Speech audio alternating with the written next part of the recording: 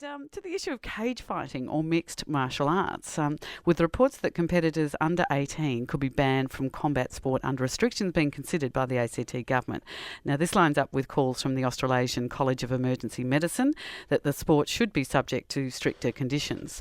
And if you're like me and you're going, what's cage fighting? That is the case. And to join me to talk about cage fighting or mixed martial arts is instructor Storm Oshyer. Storm, thanks for coming in. Nice to see you. No problems at all. Happy to be here. Now, first of all, what is it? What's mixed martial arts? Mixed martial arts is basically a combat form of sport where competitors can use whatever forms of martial arts it takes for them to win the fight. So it's not like, say, just a Muay Thai boxing or kickboxing fight, whereas you'll use your hands or your legs only. With mixed martial arts, if you're not doing so well on the stand-up side of things, you have the option of taking them down and either submitting them or controlling with other forms of martial arts like jiu-jitsu, wrestling, sambo, or, to some degree like judo and stuff like that. So, but also bare knuckle kind of... No, it's not bare knuckle. Isn't it? It's... They're using 4-ounce gloves, so like probably in a layman's term, it's a very thin boxing glove, but open palmed, open fingers. So you can, the terminology is grappling, so you can grab hold of people's arms and manoeuvre them and control them. I had a look on YouTube before talking to you, and it must have been an American. And they talked about bare knuckle fighting there. Yep. But that's different. We don't have very different. No, bare knuckle fighting doesn't happen in mixed martial arts at all. No. Okay, no. So that's it.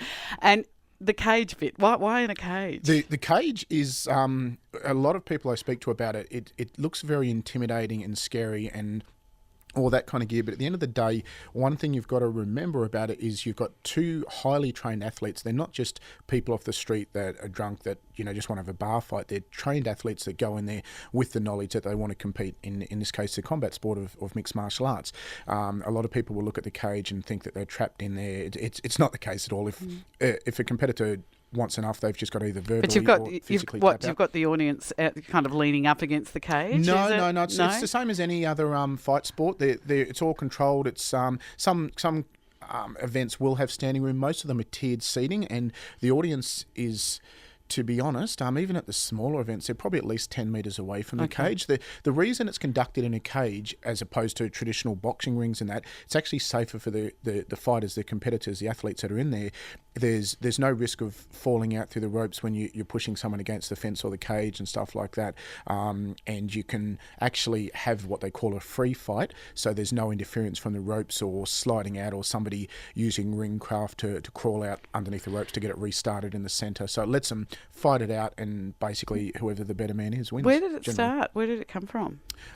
Probably the first one, I think it was, it's going back now, it was probably 93, I think. It might have even been 97 with a company called the UFC in America. That was pretty much where cage fighting has its I guess its negative sides. When that first originally started out, it was very, very few rules. The only rules that weren't allowed were eye gouging and biting, pretty much while everything else went. So that's obviously what I've seen on YouTube, is it? Groin shots, hair pulling, whatever it took to win the fight. A lot of rules and regulations have been put into place since then. Obviously, the sport's grown. It's in Australia, I think it is the fastest growing contact sport in Australia, and in the world it's the 7th fastest growing. Why did you want to get involved?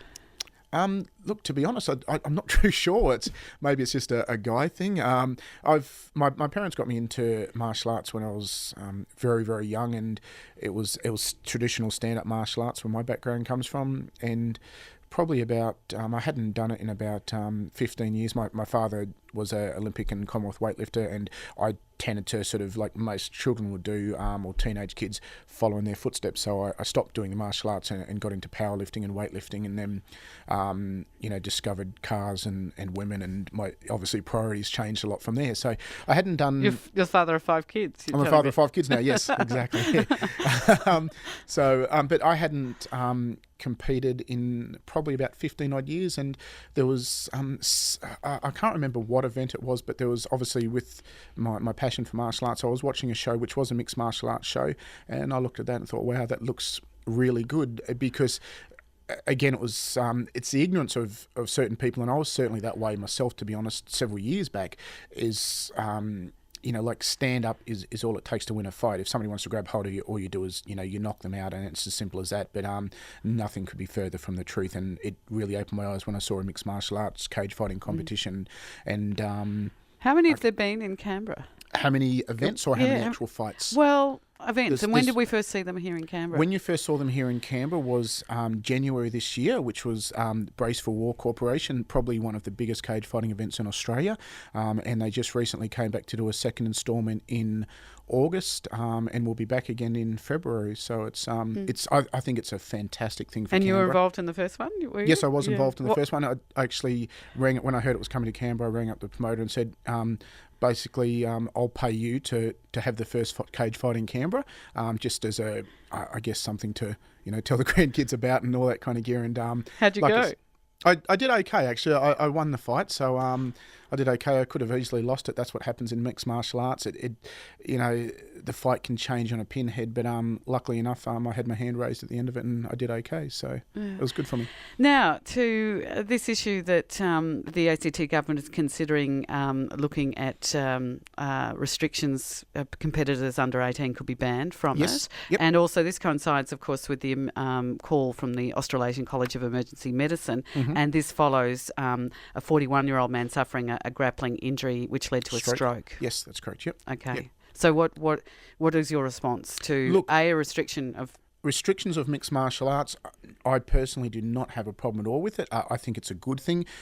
So you should be older than you should be 18 and older. As far as a professional competition goes, I don't have a problem with them needing to be 18 and over. I do believe probably from 15 or 16 they should be allowed to compete in modified mixed martial arts, which is a competition without head strikes. So and they're wearing shin pads and all that. So it's not as dangerous, but they can still compete in the sport that they love and get a feel for it. I don't know if there's any good.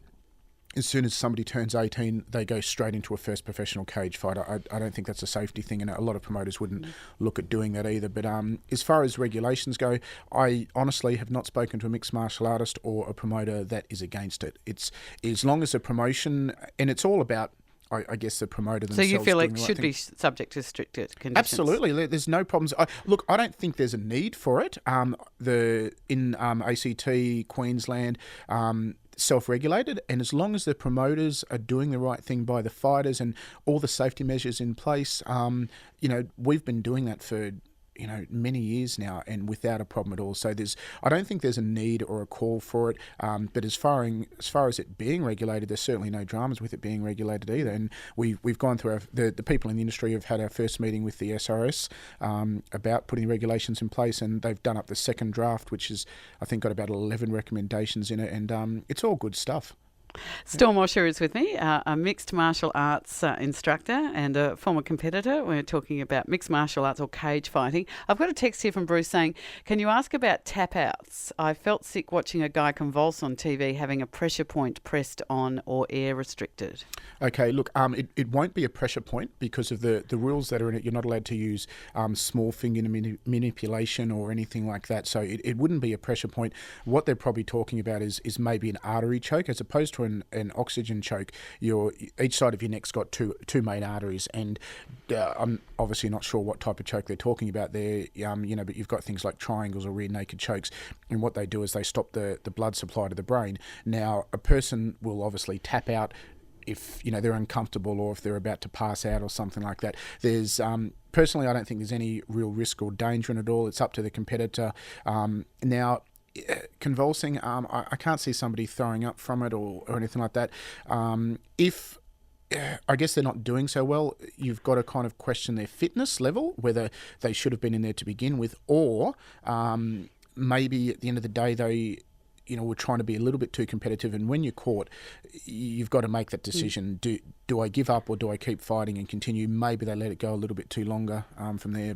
And Storm, what do you say for someone who just goes, this is just sort of hideous, brutal and stuff like that. Fighting. Yeah. Look, you're ready for it, aren't you? Look, we get that all the time, and that's the very common thing that we get. Without trying to and look, I don't want this to come across disrespectful, but what it comes down is to ignorance of the layman person that doesn't understand it. And that's fine, because obviously you look at it and it does look brutal and all that kind of gear, but you've really got to understand this. And look, it's a term that gets used a lot, but it is like a combat chess game. There's a lot of intelligence behind these fighters. They don't just get in there and think it's a bar fight. It's going back and forward and stuff like that. And it depends if your first introduction to a mixed martial arts fight is kind of a bit one-sided or mismatched, and it's a bit bloody or brutal, then yes, it can certainly give you the wrong impression. But there's certainly many matches that are very back and forward and very competitive, and to be honest, a joy to watch. And it's not about the brutality of it all, it's about the skill of somebody being in a really bad situation and having the technique and the skill to overcome that and turn the tables and maybe end up getting their hand raised at the end. And what are your thoughts about young kids and sort of doing martial arts, I suppose? Oh, fantastic. I mean, look, traditionally, you've got all the, taekwondo backgrounds, judo, all the traditional martial arts that children will do, and every single parent you'll speak to, it's about discipline for their kids and teaching them some morals and respect and that. And mixed martial arts is certainly exactly the same, providing it's in, I guess, the right coach's hands and it's not a ego thing. Naturally, with any fighting martial art, egos come into it to some degree, but if that's in the right environment, it's extremely good for the children, because it's not just a one-sided martial art. Whereas if you're, say, a child's doing judo and they're in a striking situation, they may not have the skills to defend themselves, or vice versa if it's a taekwondo. And generally, 90% of schoolyard fights will end up on the ground scrapping and that. So, and it's not about being aggressive, it's about defending yourself. If that child's done mixed martial arts, it doesn't mean that they have to do like, people see on TV and finish the fight. They just know enough skills to turn the situation around, get up and walk away. Most martial arts, or true martial artists, the best form of self-defense is not be there when the punch is thrown. There's no need to be aggressive, walk away. You're a very reasonable bloke to have a name called Storm. Yes. Is that a professional name? Or? No, that's actually my first name. Nickname's Juggernaut for I guess your nickname in fighting and stuff like that. But no, Storm is actually my first name. Is it? Yes. You're Chris and Storm. Yes. Oh, fantastic. Yeah. Look, thanks for coming in and giving your perspective on it. No problems at all. Because, as I said, I suppose we kind of heard about it, and you come from, and if you go onto YouTube, you'll find the American ones right there, and that's pretty horrifying. But you're saying that's not what... The original American ones were a bit sort of brutal. The current ones, not so much at all, no. All right. Lovely to meet you, Storm. Thanks for coming in. Thanks, Alex. That's Storm Oshyer, a mixed martial arts instructor here in the ACT, talking about MMA or cage fighting. You're on 666.